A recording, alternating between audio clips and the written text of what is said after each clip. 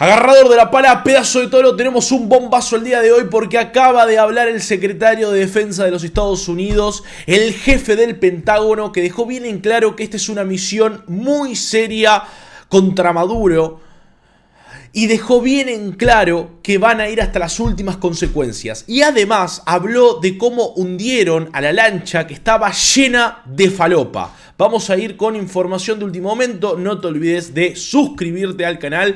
Hoy habla el presidente MILEI, va a estar haciendo su cierre de campaña. Carlos Ruckhoff hizo varios anuncios, advirtió de que puede ser de que haya gente del tren de Aragua en Argentina que quiera atacar al presidente. Hay que estar atentos, así que no te olvides de que hoy a las 4 o 3 de la tarde voy a prender stream haciendo la cobertura del presidente MILEI en su cierre de campaña. Pero acá vemos al jefe del Pentágono que empezó a dar notas y salió hoy en Fox News. ¿Y qué dijo? Dijo que el único que debería estar preocupado es Nicolás Maduro, que es el que dirige una red de narcoterroristas y que tiene una recompensa de 50 millones de dólares.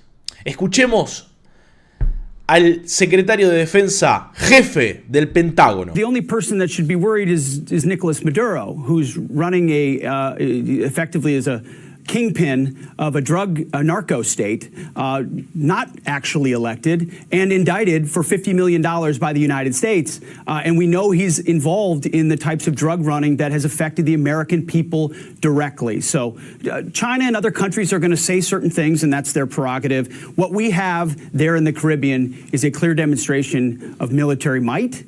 President Trump has shown, whether it's the southwest border, whether it's the Houthis in freedom of navigation, whether it's Midnight Hammer in Iran, that the precise application of American power can have incredible impacts and reshape dynamics around the world and in the region. So Nicolás Maduro, as he considers whether or not he wants to continue to be a narco trafficker, has some decisions to make, and that's all I'll say about that. Is regime change our goal there?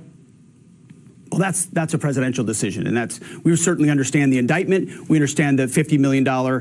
Anyone would prefer that he would just give himself up, but that's a presidential level decision, and we're prepared with every asset that the American military has. Un bombazo, y estamos preparados con todos los recursos del ejército de los Estados Unidos. Ahora vamos a escuchar la entrevista completa que le hicieron en Fox News al jefe del Pentágono. No te olvides de suscribirte al canal para estar al tanto de todo lo que está pasando en Venezuela y en el mundo. Y también en mi querida Argentina. Agarrador de la pala, compartí el directo. Y además quiero que vayas a la caja de comentarios a dejar tu opinión. Escuchamos al jefe del Pentágono. Joining us now is Secretary of Defense Pete Hegseth. Pete, good morning to you, first of all. Good morning. Good morning. So the president Great to see you all. Good to see you too. Thanks for your service. The president put that video of him eviscerating, blowing up that boat coming across with all of the drugs on board. And the president said on social, on Truth Social, let them be on notice to anybody bringing drugs to the U.S. Beware. So the president is sending a message to other cartels, right? A very clear one. I can tell you that was definitely not artificial intelligence. I watched it live. We knew exactly who was in that boat. We knew exactly what they were doing, and we knew exactly who they represented. And that was Tren de Aragua, a narco-terrorist organization designated by the United States, trying to poison our country with illicit drugs. Last year, under the Biden administration, all 4 years, 100,000 Americans died from drug-related from drugs, from the use of drugs, many of which poured in from Central and South America through our southwest border. Now, we're sealing the border, but President Trump is willing to go on offense in ways that others have not been. And to send that clear signal to Tren de Aragua, Cartel del Sols, and others emanating from Venezuela, we're not going to allow this kind of activity. You're poisoning our people. We've got incredible assets, and they are gathering in the region. And so you want to try to traffic drugs, it's a new day. It's a different day. And so those 11 drug traffickers are no longer with us, sending a very clear signal that this is an activity the United States is not going to tolerate in our hemisphere. Well, Mr. Secretary, you made it very clear when we had the opportunity to visit the southern border at Fort Bliss, the Southern Command knew exactly where these folks were and that you guys were going to take them out. I guess the question is, for this operation specifically, was this a drone attack or was this hellfire from a helo? I can't disclose precisely how this went down. I can tell you it was precision. It was very well understood exactly what assets would be used in order to achieve the effect. So that's classified how it was done. But you can see publicly a lot of the assets that we have in the region, which to include an ARGMU, which holds 2,200 combat infantry Marines and has plenty of its own organic assets. So we've got assets in the air, assets in the water, assets on ships, because this is a deadly serious mission for us. And it won't stop with just this strike. Anyone else trafficking in those waters who we know is a designated narco-terrorist will face the same fate. And it's important for the American people to protect our homeland and protect our hemisphere. So their leader, Maduro, who we put a $50 million bounty on his head, has called out to China for help in this. And China's condemning the U.S. And saying, I shouldn't use the word condemn. They're warning us we should look out for the different countries' integrity. Are you worried about China and their relationship with Venezuela? And how will that affect our policy?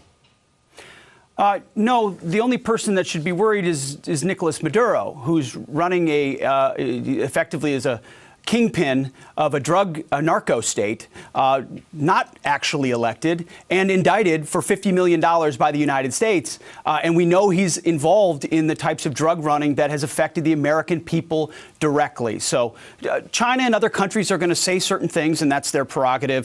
What we have there in the Caribbean is a clear demonstration of military might. President Trump has shown, whether it's the southwest border, whether it's the Houthis in freedom of navigation, whether it's Midnight Hammer in Iran, that the precise application of American power can have incredible impacts and reshape dynamics around the world and in the region. So Nicolas Maduro, as he considers whether or not he wants to continue to be a narco trafficker, has some decisions to make. And that's all I'll say about that. Is regime change our goal there? Well, that's a presidential decision, and we certainly understand the indictment. We understand the $50 million. Anyone would prefer that he would just give himself up, but that's a presidential level decision, and we're prepared with every asset that the American military has. It's incredible that y'all were able to track that boat, know that there were 11 narco-terrorists on board, and be able to take it out to prevent all those drugs from making it into the United States and killing so many teenagers, so many 20-year-olds, whoever's doing drugs in the U.S. So thank you for that. I don't know how you did it. I'm sure you have intel that you can't talk about. But let's talk about China this morning, because while we were sleeping, China was celebrating. They're having this parade in Tiananmen Square featuring a display of advanced equipment. And they invited Putin and they invited Kim Jong-un in attendance. So what message are they trying to send, and what is the administration's response?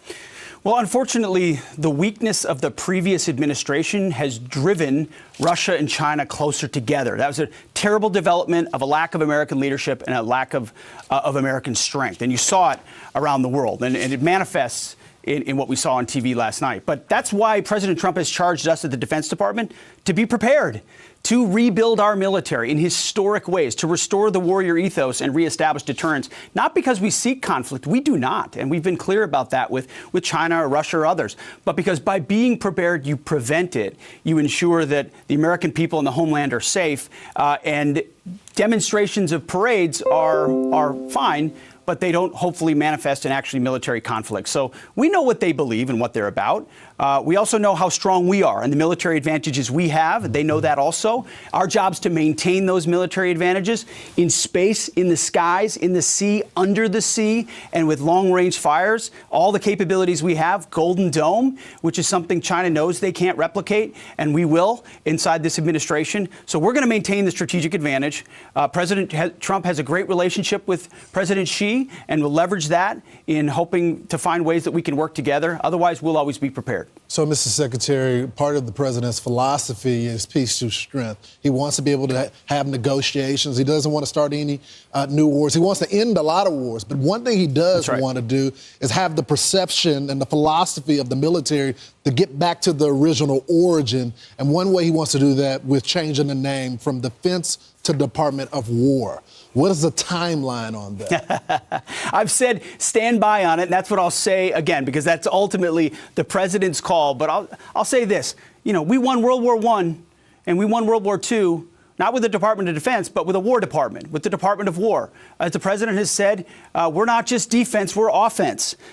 We're reestablishing at the department the warrior ethos. We want warriors, folks that understand how to exact lethality on the enemy. We don't want endless contingencies and just playing defense. We think words and names and titles matter. So we're working with the White House and the president on it. Stand by, but we might have some new signage here, right over here, eventually. We look forward to it. Well, even here in the briefing room. And we'll see if you have to go to Kinko's to change your business cards. That's going to be something that's going to make a decision from the White House, I'm sure. All right, so let's talk about the National Guard. If there's going to be a similar display of federal muscle in Chicago as in D.C., the National Guard will play a role. But yesterday there was a decision that came down by a judge in San Francisco, Breyer, I think it's brother of the Supreme Court Justice, who said the president should not have deployed troops, troops into Los Angeles. I assume that means the National Guard, because you also put Marines in there.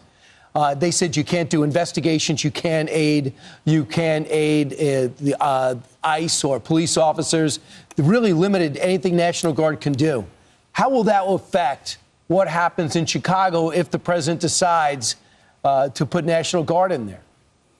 Well, Brian, that'll be appealed. It already has been appealed in California because it's an incorrect decision. Ultimately, the president had every authority. The National Guard was working completely within those confines, supporting law enforcement, protecting federal buildings and federal agents. That's what we said we were going to do from the beginning, and that's what we did. So everything we did in Los Angeles was lawful. And by the way, effective. Gavin Newsom wasn't willing to do what was needed to prevent a Summer of Love 2.0. And so we got in there, secured the city alongside federal law enforcement. We supported them. That'll be appealed. That'll be overturned. And what you see in Washington is the right kind of collaboration with state, local, city law enforcement.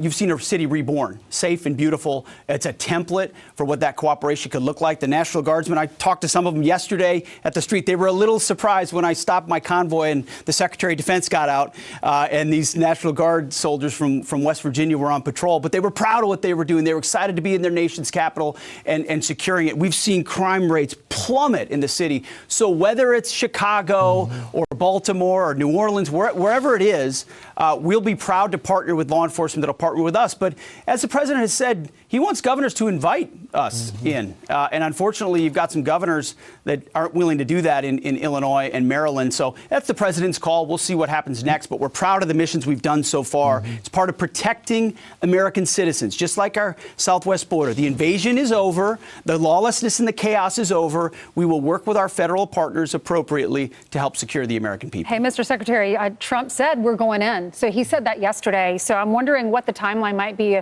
when he's going into Chicago. And then what's your response to Governor Pritzker? He said that the president is begging me to call him. He said it's been a really difficult 10 days. Lawrence was saying, I've been covering this for years. It's been more than 10 days. And I refuse to play a reality game with Donald Trump again. It's been a tough 10 days for the governor. What about the people that live in Chicago? What about the folks that live with unending violence right in their backyard with an incompetent government and mayor and governor who are unwilling to provide just basic security? So I don't feel bad for Governor Pritzker.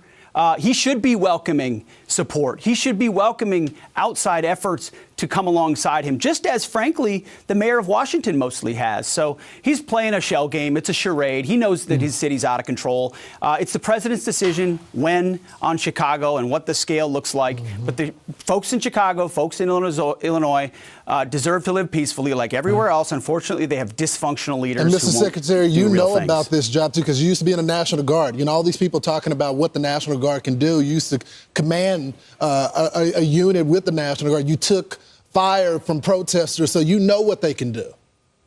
I held a riot shield in Lafayette Square in 2020 during those riots. I've been a part of walking blocks and presence patrols. I know exactly what they can do. I know exactly what they can't do. We made sure that they're able to protect themselves by carrying weapons in Washington, D.C., which is not controversial. It's common sense. I always wanted that ability when I wasn't able to be armed. So it is pretty unique. Myself, the chairman of the Joint Chiefs, also has served in the National Guard. So I understand intimately what these units are capable of, the types of units you would want.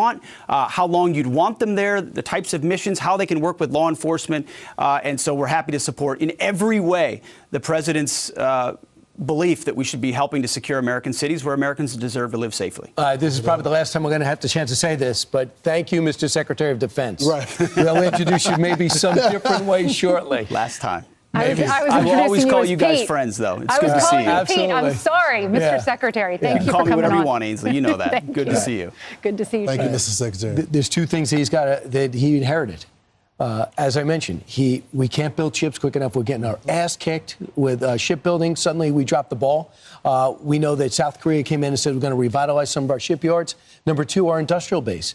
I mean, people are saying, should we or should we not give Ukraine weapons? Bottom line is, we're out. We have to mass produce it because we consolidated all our defense industry, they said, to make the bidding process better in the 90s. Maybe that was a school of thought. It's failed. Now we have two or three companies doing everything, and they're not able to do it at scale. So there's got to be a massive move because we put the money in there, but right now we can't spend it fast enough because we can't build it fast enough. I think another thing that caught my attention about the secretary, we've seen this administration be one of the most transparent administrations. We've given out information, especially after certain attacks. And we got a full transparent briefing after the Iran, the bombers went out there.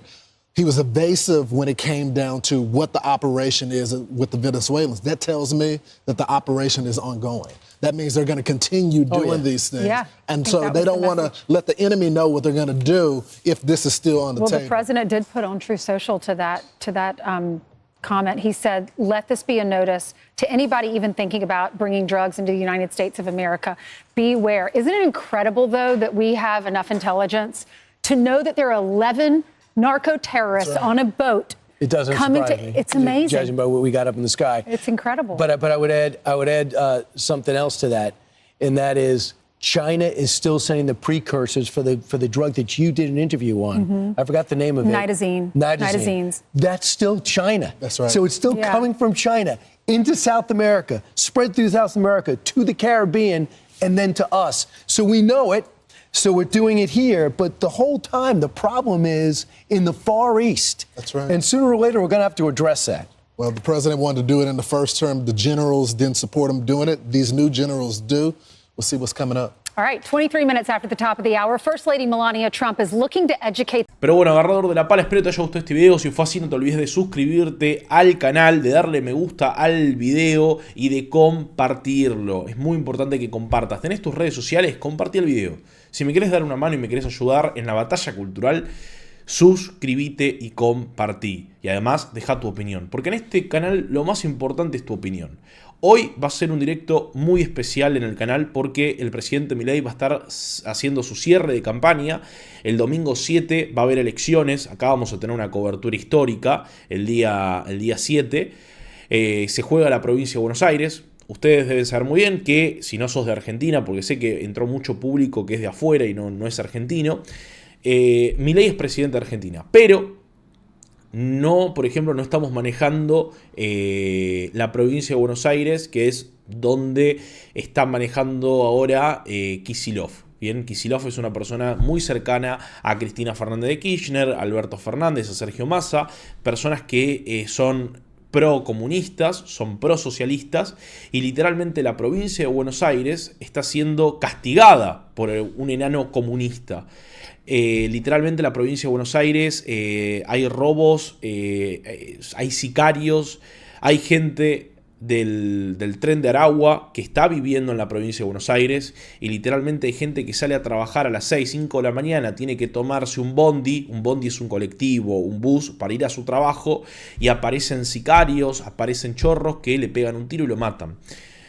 El presidente MILEI, con su modelo a nivel nacional, sacó un montón de delincuentes, está metiendo preso un montón de chorros con el método Bukele. Patricia Bullrich, nuestra ministra de Seguridad, estuvo trabajando con Bukele, pero el problema es que como no manejamos la provincia de Buenos Aires, se complica. Entonces el día 7, el domingo 7, va a ser un gran paso ganar esas elecciones donde se eligen concejal y nada, cosas de burócratas, pero es un gran paso para después llegar a octubre y llegar al 2027 con mayoría y poder sacarlo a Kicillof. Y esperemos que el gobernador sea el profe José Luis Espert. Por eso es importante que estés hoy en la cobertura, porque hoy es el cierre de campaña y el día 7 vamos a hacer un stream especial con la cobertura y todo. Así que nada, Torito, te quiero mucho, gracias por estar y gracias por bancar. Y vamos a apoyar al presidente Milei y a las ideas de la libertad y vamos a apoyar al presidente Trump, que quieren un mundo libre. Así que nada, gente, gracias por estar, gracias por bancar y les mando un abrazo y un beso gigante. Suscríbete, compartí y dale me gusta. Y te espero hoy a las 3, 4 de la tarde.